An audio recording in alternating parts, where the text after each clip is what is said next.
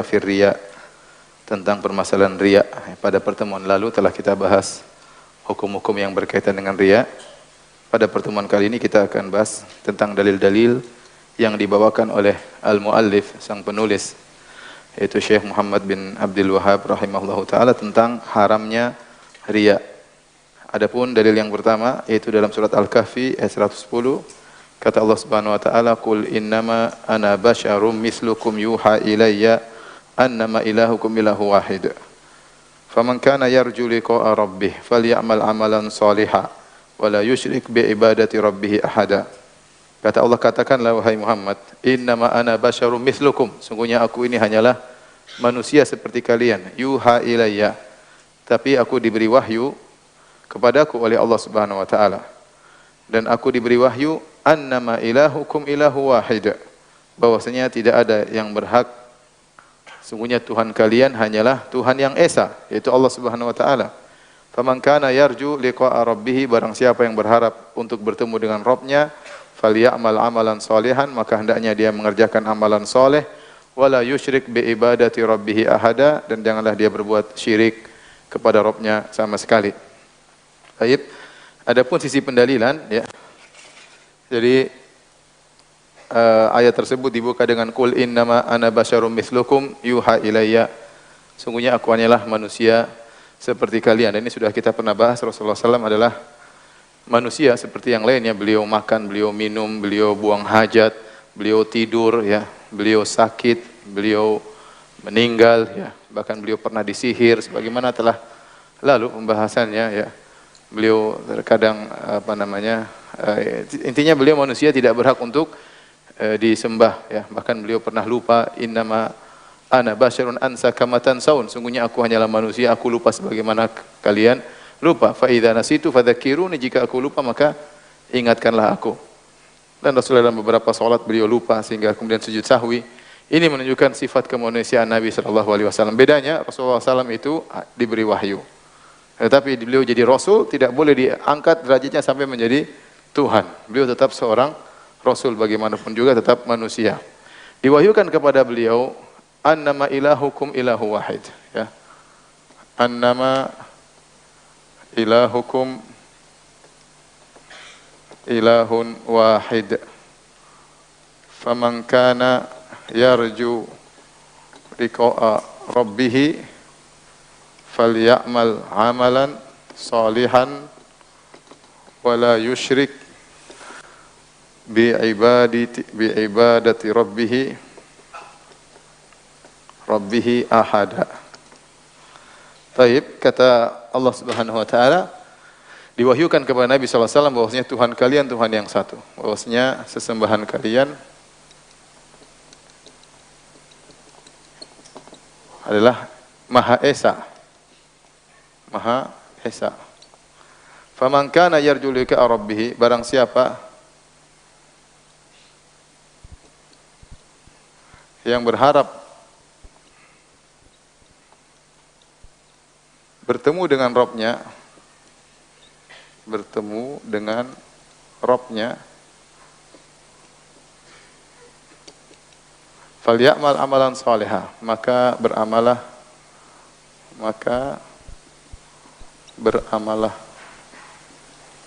amal yang soleh,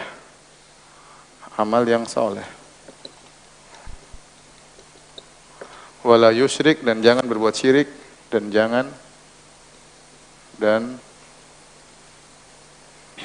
tidak berbuat syirik,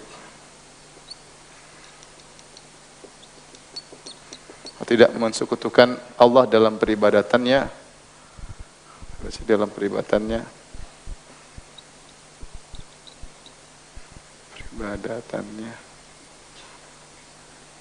seorang pun. Baik.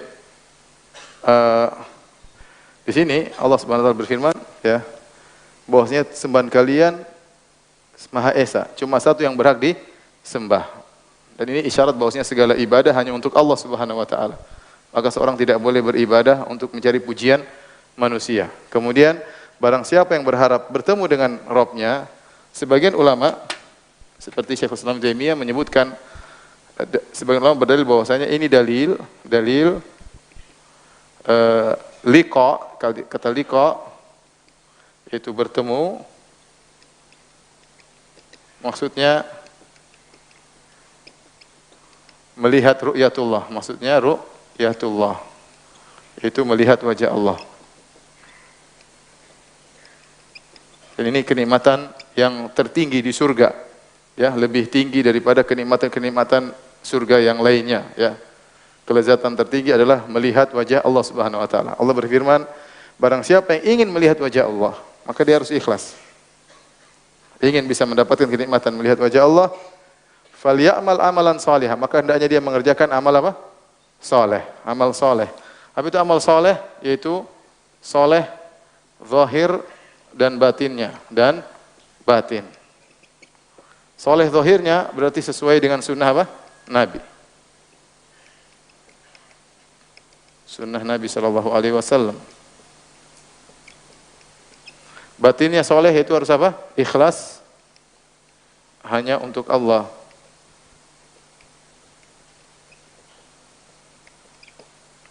Falyamal amalan salihan wala yusyrik, dan jangan berbuat syirik. Di sini kata yusyrik, kalau antum belajar bahasa Arab, yusyrik ini setiap fi'il, kata kerja, dia mengandung dua, mengandung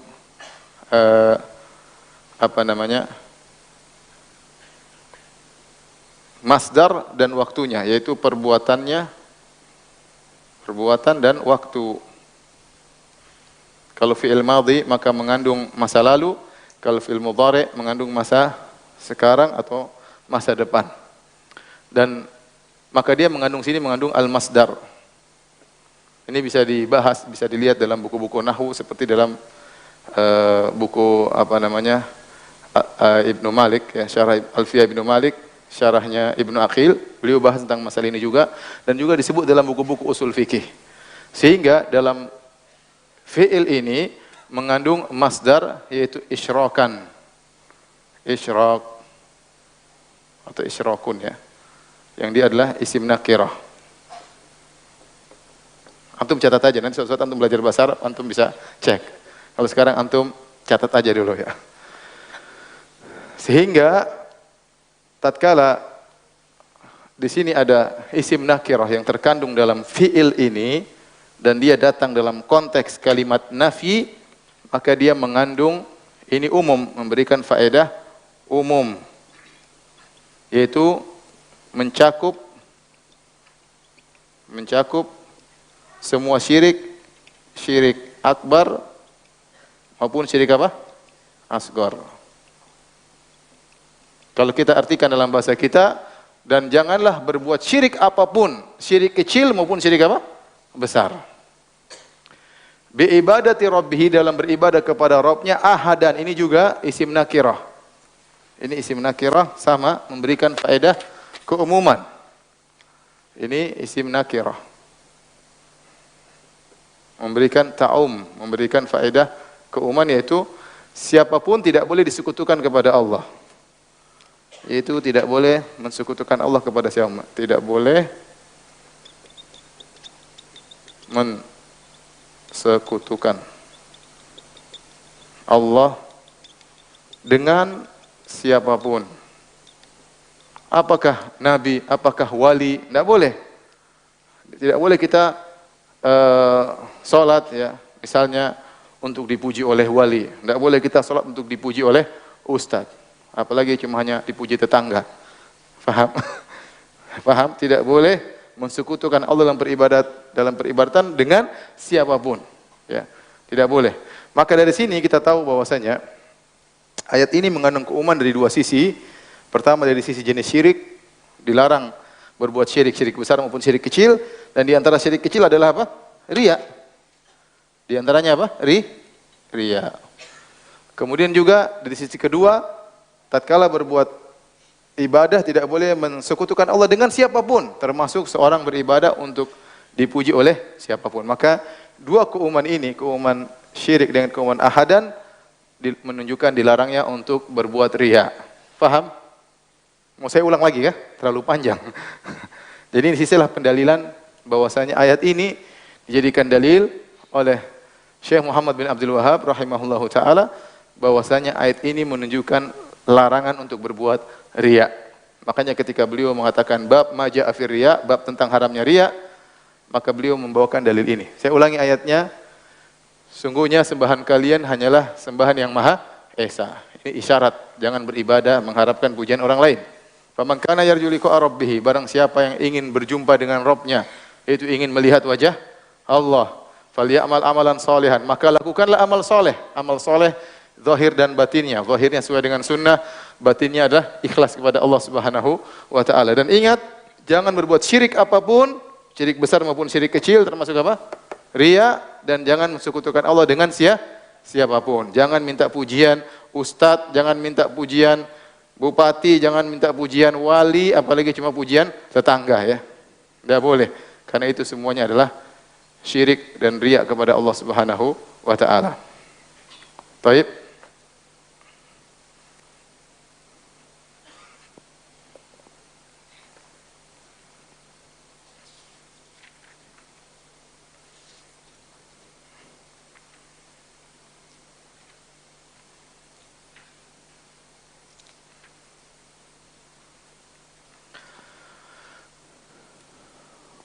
Kalau sudah, tolong dihapus.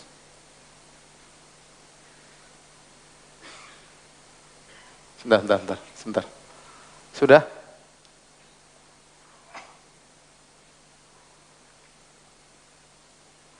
Tinggal foto aja lama. Hapus.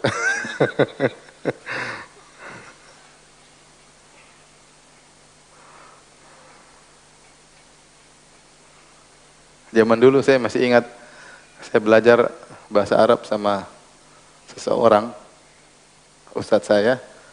Kita belajar pakai tegel. Ya. Jadi papan tulisnya cuma kecil. Tegel hapus lagi, tegelnya. Dulu belum ada foto-foto. Jadi harus cepat. Taib, dalil yang kedua, An Abi Hurairah radhiyallahu taala anhu marfu'an, dari sahabat Abu Hurairah radhiyallahu anhu secara marfu' maksudnya sampai kepada Nabi sallallahu alaihi wasallam. Kalau mauquf berarti sampai kepada sahabat.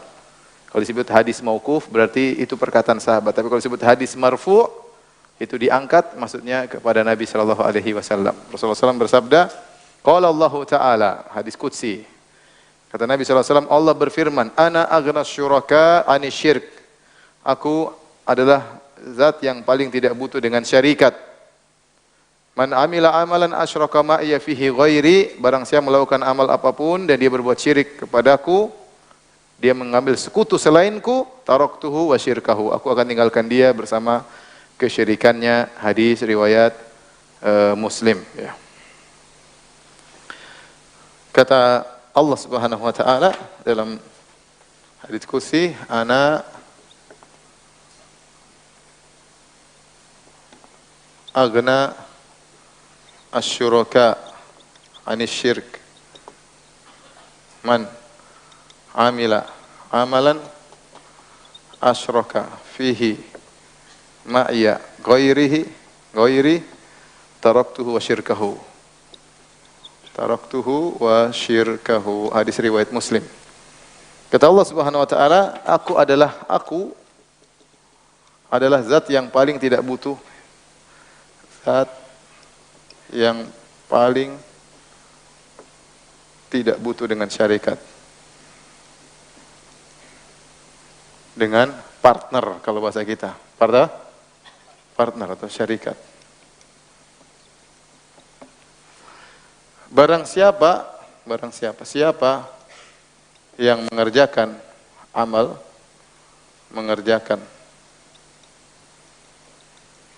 apapun, berbuat syirik dalam amal tersebut, lantas dia berbuat syirik,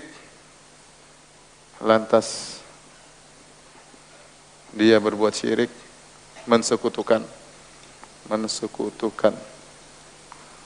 aku dengan selainku, taraktuhu wa syirkahu, maka aku tinggalkan dia, maka aku tinggalkan dia dan kesyirikannya. Taib. Ini hadis-hadis sahih riwayat apa? Rawahu Muslim. Di sini Allah buka firman-Nya dengan berkata, Ana agnas syuraka. Aku adalah yang paling tidak butuh dengan partner. Allah tidak butuh dengan partner. Allah Maha Kaya. Ya, berbeda dengan syarik-syarik yang ada di dunia. Ya. Sekaya apapun orang, mungkin pada suatu saat dia tidak butuh partner, dalam kondisi yang lain dia butuh partner. Ya. Dalam segala hal, dia butuh kerjasama dengan yang lainnya. Dia ingin bangun keluarga, dia butuh istri. Dia ingin bangun pekerjaan, dia butuh pergi ke instansi-instansi tertentu. Intinya, dia tidak bisa sendirian. Kalaupun dia bisa bersendirian, maka cuma dalam waktu tertentu. Adapun Allah Subhanahu wa taala Maha Kaya dalam setiap saat, dalam setiap kondisi, dan dia adalah Al-Fardus Samad. Allah yang As-Samad, yaitu Maha Kaya yang dimana semua makhluk selalu membutuhkan kepada siapa? Allah Subhanahu wa taala. Maka Allah mengatakan, aku sangat tidak butuh dengan partner.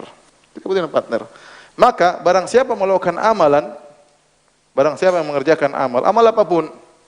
Di sini amalan, dan ini selalu kaidah saya ulang-ulang. Amalan di sini apa? Isim nakirah. Isim nakirah itu maksudnya tanwin. Apa? Isim nakirah maksudnya tanwin ya. Ini amalan, tanwin.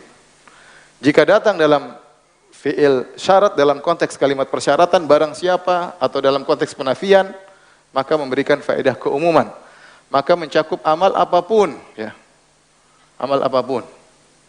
Maka baik amal lisan atau jawarih, anggota tubuh yang lain,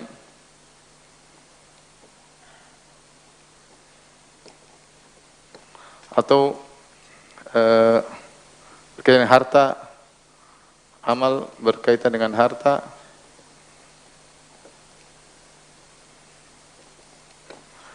barang saya melakukan amal apapun, ternyata dia berbuat syirik, mengambil sekutu, dia mengambil partner buatku, ya, maka aku tinggalkan dia dan kesyirikannya. Aku tidak butuh. Dia ngambil partner, silakan bersama partnernya. Aku tidak butuh dengan partner tersebut. Aku tidak butuh dengan syirik tersebut. Dalam sebagian riwayat kata Imam Nawawi rahimahullah dalam syarah Sahih Muslim, taraktuhu wa syarikahu. Yang artinya aku tinggalkan dia dan aku, kata Allah, aku tinggalkan dia atau biarkan dia dengan partner tersebut. Ya. Jadi ini dalil, ya, sama hadis ini umum. Ya. Di sini man amila amalan asyraka, sini syirik juga mengandung keumuman, syirik kecil maupun syirik apa? Besar. Maka barang siapa melakukan amal apapun, ternyata dia melakukan kesyirikan, syirik besar atau syirik kecil, dia mengambil sekutu selainku, menjadikan sekutu tersebut sebagai partnerku, maka aku akan tinggalkan dia dan kesyirikannya. Artinya aku tidak terima. Atau dalam riwayat yang lain, aku akan tinggalkan dia dan partner tersebut. Silakan cari pahala sama partner tersebut. Dan ingat, amal di sini amal umum. Amal umum, amal lisan, ya. Maka seorang tatkala berzikir, hati-hati, zikir, baca Quran, maka harus ikhlas kepada Allah Subhanahu wa taala. Bukan untuk disanjung, bukan untuk dipuji, ya, dalam berzikir, dalam baca Quran, ya. Kemudian jawarih seperti kegiatan tubuh, misalnya membantu orang miskin, ada kegiatan baksos, kegiatan sosial, ya. Kemudian sholat misalnya, puasa, maka ingat harus ikhlas. Amal apapun, ya. Kemudian yang berkaitan dengan harta, misalnya sedekah, haji atau umroh yang harta kita keluarkan di jalan Allah Subhanahu wa taala, maka juga harus apa? Ikhlas. Amal apapun. Termasuk saya sampaikan, berbakti kepada orang tua itu amal yang agung, tidak usah kita ceritakan kepada orang lain misalnya, ya. Atau kita berbuat baik kepada istri dan anak, tidak usah kita ceritakan kecuali dalam rangka untuk memberi contoh, Seperti yang sudah saya singgung pada pertemuan yang lalu. Asalnya kita melakukan amal itu semua ya harus ikhlas kepada Allah Subhanahu wa taala. Kapan kita mencari sedikit pujian dalam amalan tersebut, maka balasannya kata Allah, taraktuhu wa syirkahu, aku akan biarkan dia dan kesyirikannya. Ngapain aku terima amal yang ada syiriknya? Atau dalam riwayat yang lain, taraktuhu wa syarikahu, aku akan tinggalkan dia dengan partnernya, Makanya dalam hadis yang lain, dalam hadis riwayat Ahmad, kata Nabi SAW, akhwafu ma akhafu alaikum asyirkul asghar fasa'aluhu. Sungguhnya yang paling aku khawatirkan menimpa kalian adalah syirik kecil. Maka mereka bertanya, apa syirik kecil? Kata Nabi SAW, ar-riya, itu adalah riya. Ya, maka pada hari kiamat kelak, hina yujazin nas, tatkala Allah memberi balasan kepada orang-orang pada hari kiamat kelak, maka Allah berkata kepada orang-orang yang riya, idhabu ilal ladzina kuntum turauna fid dunya hal tajiduna indahum jazaan. Kata Allah, pergilah kalian kepada orang-orang partner-partner yang dulu kalian menjadikan mereka partnerku dalam ibadah kalian, minta kepada mereka pahala. Kalau kalian di dunia dulu mencari pujian ustaz, sana minta pahala sama ustaz. Ya, ustaz aja setengah mampus di akhirat.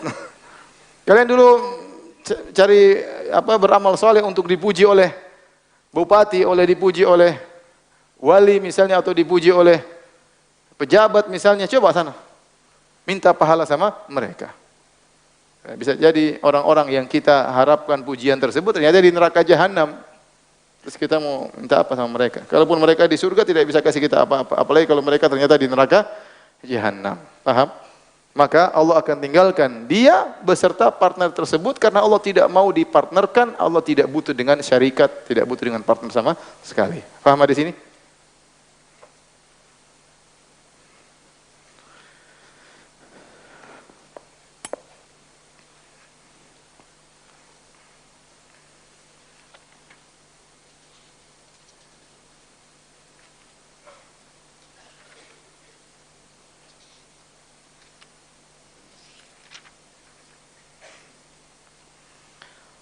Taib, kalau sudah tolong dihapus ya.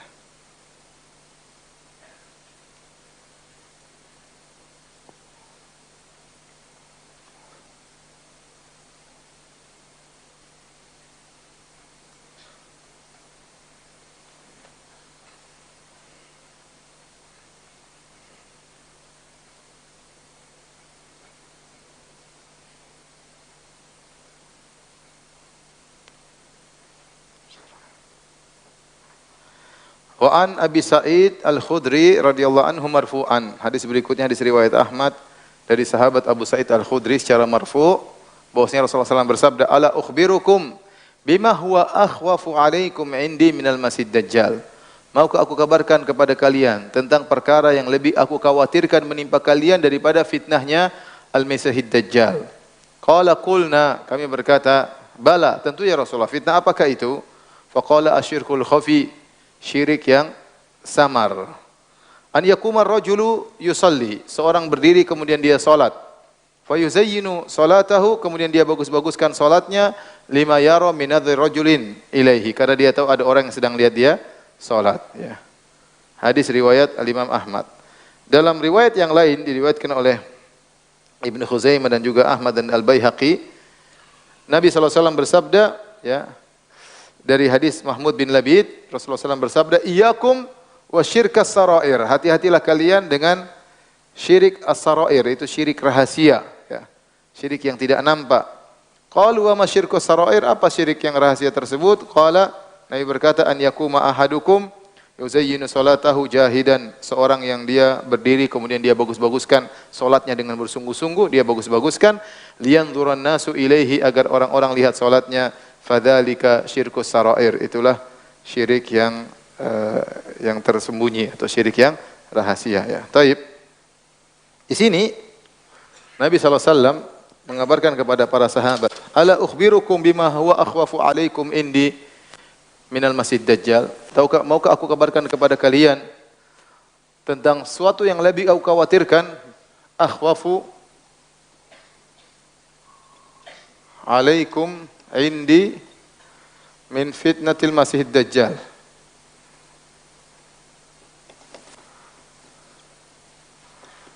Masih dajjal ya. Kata Nabi sallallahu alaihi wasallam, yang lebih aku khawatirkan menimpa kalian, yang lebih aku khawatirkan terhadap kalian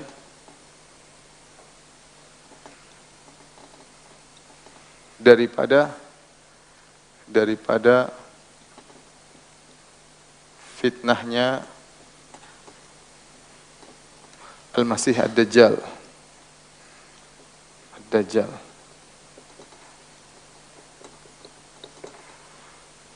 Qalu bala, kata para sahabat, tentu ya Rasulullah. Apakah itu yang lebih bahaya daripada Dajjal?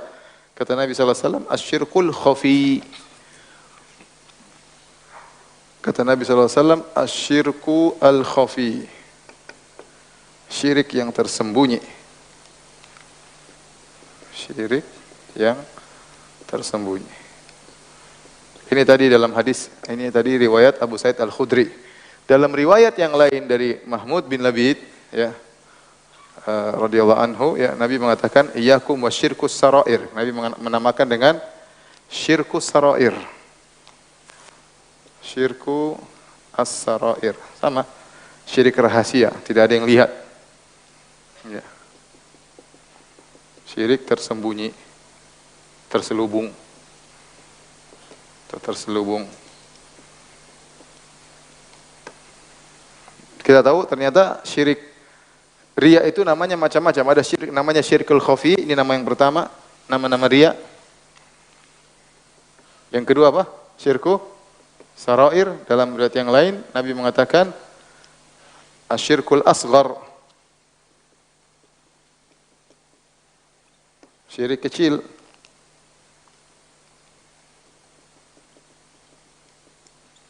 Jadi Nabi menamakan dengan nama-nama berbeda. Terkadang syirkul khafi, terkadang syirkul sarair, terkadang syirik asghar. Ini semua nama-nama apa? Nama-nama apa? Riya. Namanya keren-keren. Nama-nama riya, ya. Kenapa Nabi mengatakan lebih aku khawatirkan daripada Dajjal? Siapa Al-Masih Dajjal? Al-Masih Dajjal. Kenapa disebut dengan Al-Masih? Al-Masih bisa artinya isim fa'il, isim al-fa'il, bisa artinya ismul maf'ul. Kalau dia bermakna isim fa'il, berarti dia adalah artinya yang berjalan di bumi dengan cepat selama berapa hari? 40. Selama 40 hari. Yang satu hari seperti kasanah. Jadi Dajjal kalau datang, ya misalnya dia datang ke Duku Bima misalnya, atau datang ke Tambun, ya, melewati Jakarta, maka dia akan satu hari seperti 1 tahun. Jadi lama. Allah buat hari tersebut seperti 365 hari. Sampai para sahabat bertanya, Rasulullah, kalau kami menemukan hari tersebut, apakah cukup sholat 5 waktu? Kata Nabi, enggak. Perkirakan, setiap 24 jam sholat 5 waktu. Berarti hakiki, benar-benar matahari ditahan oleh Allah Subhanahu Wa Taala sehingga satu hari seperti 365 hari. Kemudian yaumun kasyahr. Hari kedua seperti sebulan satu hari lamanya. Kemudian yang ketiga yaumun kajum'ah. Hari ketiga satu hari seperti 7 sepekan, 7 hari. Wasairu ayamihi ka ayamikum. Adapun sisa hari keempat sampai hari ke-40 seperti hari-hari biasa, 24 jam. Paham? Maka disebut Al-Masih artinya orang yang berjalan di atas muka bumi, ya, dengan cepat. Sebutkan kecepatan seperti angin, ya. Dajjal, dia bisa sampai kemana-mana yang dia kehendaki. Disebut juga Al-Masih kalau mana ismul maf'ul artinya Al-Mamsuh, ya. Al-Mamsuh yaitu yang dibutakan matanya. Dajjal itu matanya buta satu. Kata Nabi SAW dalam hadis yang Sahih Bukhari, inna rabbakum laisa bi'a'war. Sungguhnya Rabb kalian tidak buta sebelah. Wa inna dajjal a'warul ainil yumna. Adapun Dajjal mata kanannya buta, matanya buta sebelah kanan. Jadi nanti Dajjal bakal mengaku diri sebagai Tuhan. Dan dia super sakti. Kalau dia berkata kepada langit, Wa ya samau amtiri, wahai langit turunkan hujan, maka turun hujan. Wa ya ardu ambiti, kalau bumi sudah kering dia bilang tumbuh, maka tumbuh pohon tatkala itu. Ya, sakti atau tidak? Luar biasa. Ya. Sekarang aja dukun-dukun kecil saja banyak orang percaya, apalagi Dajjal super keluar nanti. Padahal namanya Dajjal. Dajjal dari Dajjal. Dajjal itu dusta. Dia ini pendusta besar. Tetapi dia fitnahnya sangat luar biasa. Zaman sekarang aja orang bikin uang cering banyak orang percaya. Apalagi muncul seperti apa? Dajjal. Maka banyak akan mengikuti dia. Maka dia diberi nama dengan Al-Masih. Masih Dajjal atau Masihul Dhalalah. Nanti dia akan dibunuh oleh Masihul Huda, yaitu Nabi Isa alaihissalam. Fitnahnya sangat luar biasa. Fitnahnya sangat luar biasa. Tetapi ternyata Nabi lebih takut fitnahnya riya daripada fitnahnya Dajjal. Nabi mengatakan, akhwafu, lebih aku khawatirkan menimpa kalian. Bukan karena riya lebih baik daripada Dajjal, tidak. Tetapi karena fitnah Dajjal ini munculnya nanti menjelang hari kiamat. Beda dengan riya. Riya muncul setiap saat. Selama nafas masih, ya bisa kita masih bernafas, nyawa masih ada dalam tubuh kita, potensi untuk riya selalu ada. Potensi untuk riya selalu ada. Adapun Dajjal, belum tentu kita ketemu. Ya.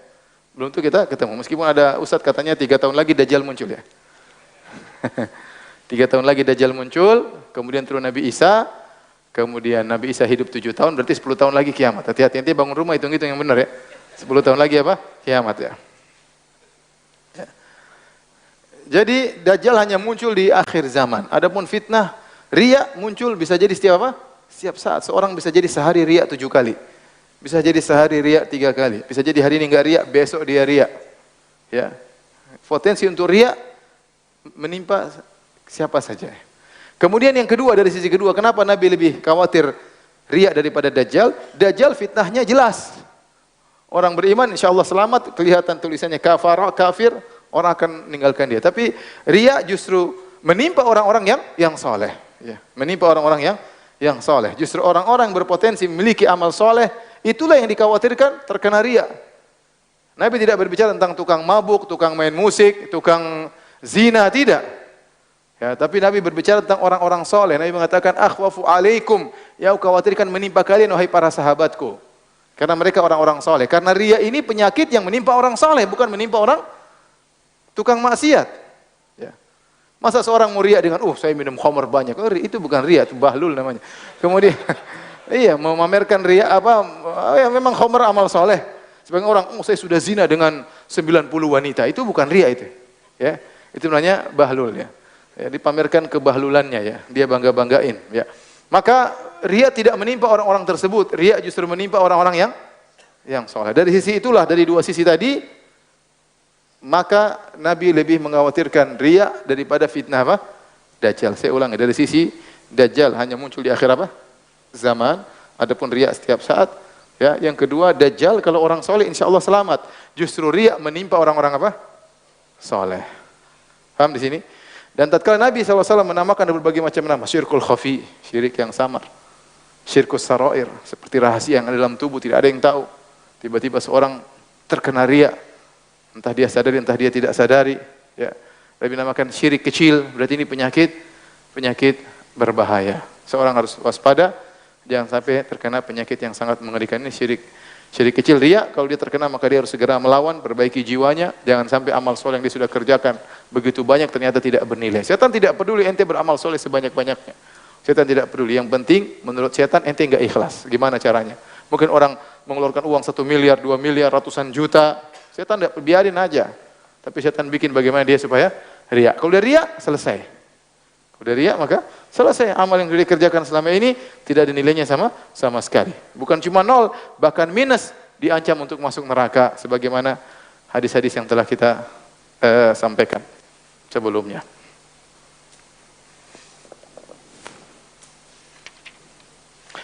Di sini Rasulullah SAW mencontohkan tentang syirik yang tersembunyi tersebut.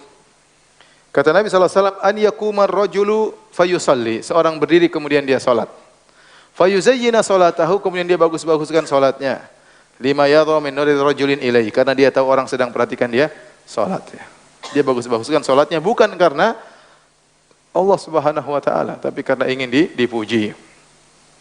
Nabi SAW pernah berkata kepada Abu Musa al-Asy'ari tatkala dia membaca Al-Qur'an dengan indah, ya, maka Nabi mengatakan laqad utita mizmaron min mazamiri ali Daud.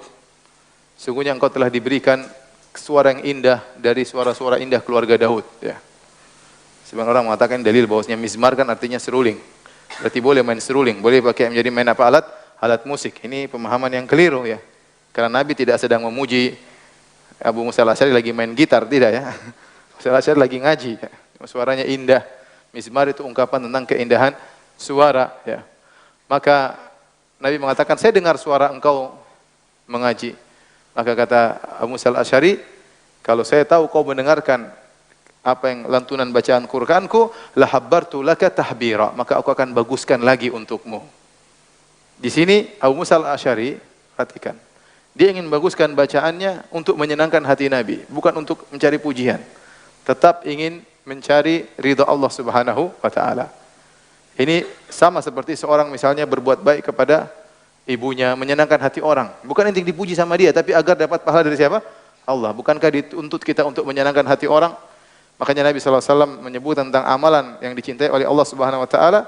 Ya, di antaranya adalah memasukkan rasa bahagia kepada saudaramu. Masukkan rasa bahagia ke dalam hati saudaramu. Ya. Tapi jangan cari pujian dari dia.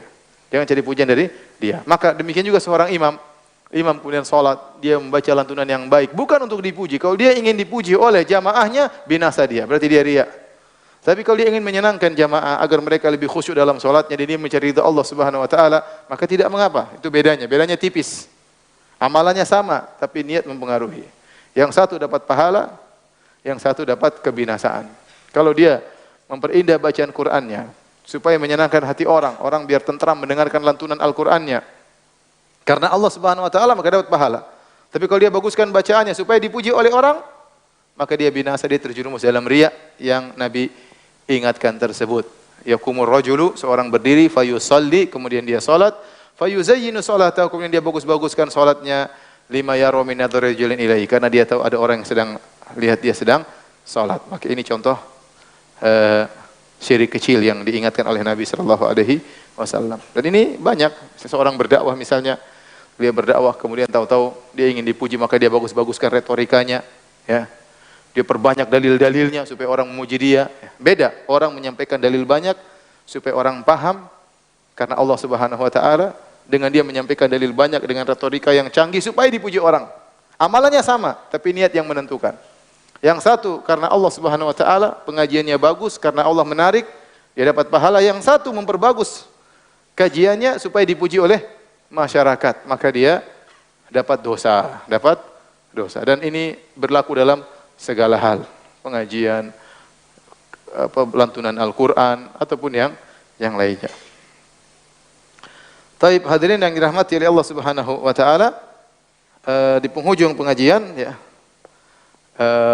saya ingin menyampaikan tulisan yang pernah saya buat, ya, beberapa tahun yang silam, tentang syirik atau riya terselubung. Riya terselubung. Ini pada pada 4 Februari 2013, tulisan lama, ya.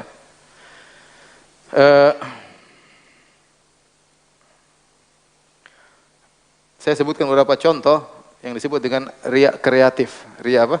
Kreatif.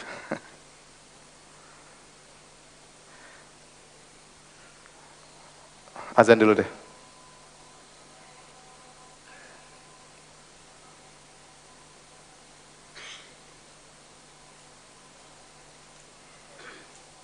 Azan.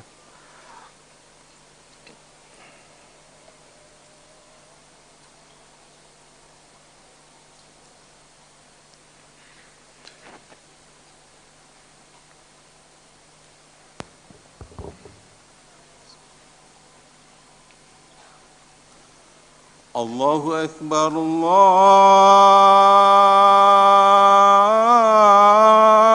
Akbar. Allahu Akbar,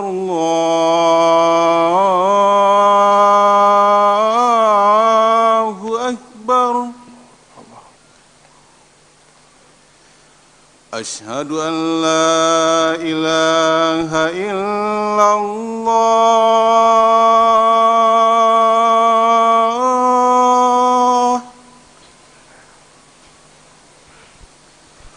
أشهد أن لا إله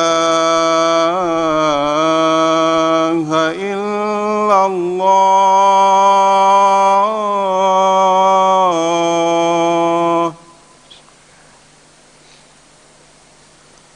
أشهد أن محمد رسول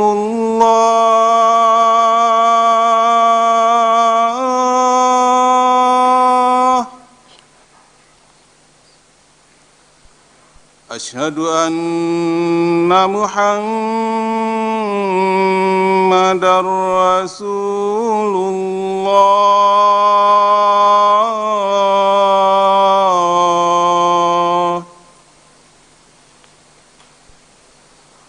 حي على الصلاة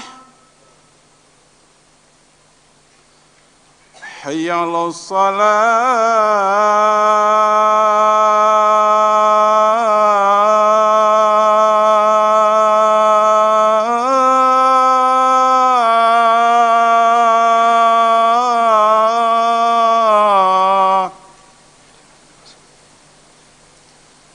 حي على الفلاح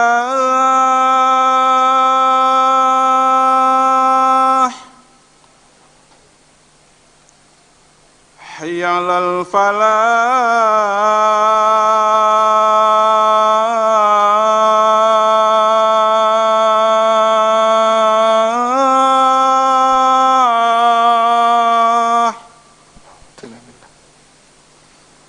الله أكبر الله أكبر Allahu Akbar, Allahu Akbar. لا إله إلا الله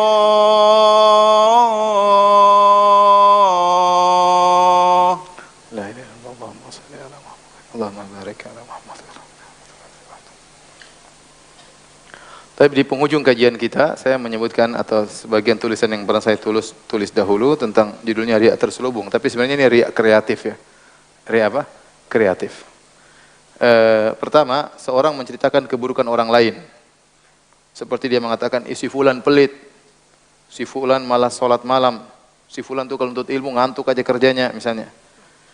Dia menceritakan keburukan orang lain tersebut, maksudnya supaya orang yang mendengar paham, dia tidak seperti itu. Kalau dia nuntut ilmu, dia rajin. Kalau dia malam, dia sholat malam. Kalau si fulan pelit, saya tidak pelit, saya dermawan. Ini riak berbahaya. Ya, karena dia menggabungkan antara riak dan gibah ya. Kata dia udah gibah orang dan dia riak. Ya. Tapi dia tidak bilang secara langsung. Kalau saya ikut pengajian, saya tidak ngantuk, saya nyata. Tapi dia nyela orang. Tapi mencela orang udah paham, dia tidak demikian. Si fulan tuh kalau ikut pengajian nggak pernah nyatat. Maksudnya kalau saya nyatat. Maksud lu apa? Maksud gue nyatat gitu loh. Itu saya kalau subhanallah si fulan itu di masjid sholat subuh nggak pernah kelihatan. Coba, apa yang dipahami? Dipahami bahwasanya saya selalu sholat subuh di masjid seperti itu. Ini namanya riya plus gibah ya. Ini bahaya, bahaya ya. Seorang hati-hati yang sampai dia riya dengan kreativitas dari syaitan tersebut. Yang kedua, misalnya seorang menceritakan kenikmatan, wa amma bi ni'mati rabbika fahaddits. Firman Allah benar, adapun nikmat Allah maka ceritakan. Tapi dia ceritakan bukan dalam rangka bersyukur kepada Allah, tapi dengan niat lain. Untuk menunjukkan dia orang soleh. Bahwasanya dia berhak mendapatkan apa? Nikmat tersebut. Ya, beda ya.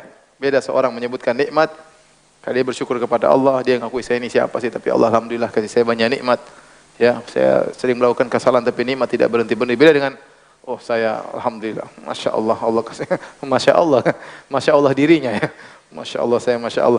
Tergantung niatnya apa. Kita tidak boleh nuduh orang ria. Ingat, ini semua bukan ana ngajarin antum nuduh orang ria, ya. Oh ini ria ini, oh ria ini. Jangan, bukan maksud ana. Antum hati-hati, jangan sampai antum ria.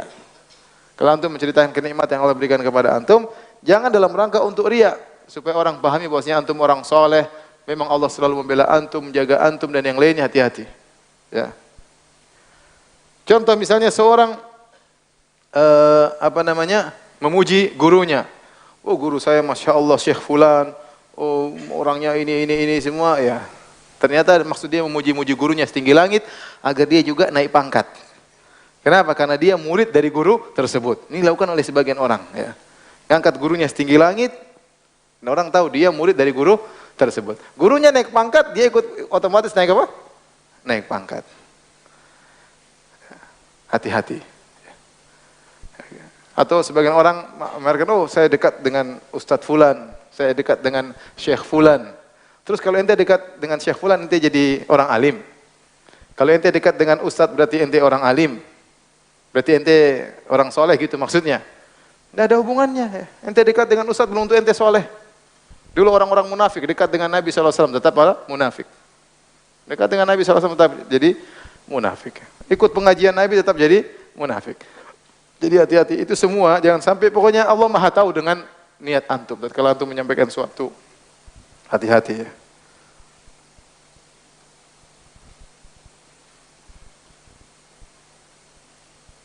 Nanti baca sendirilah, di internet ada ya. Riya terselubung ya.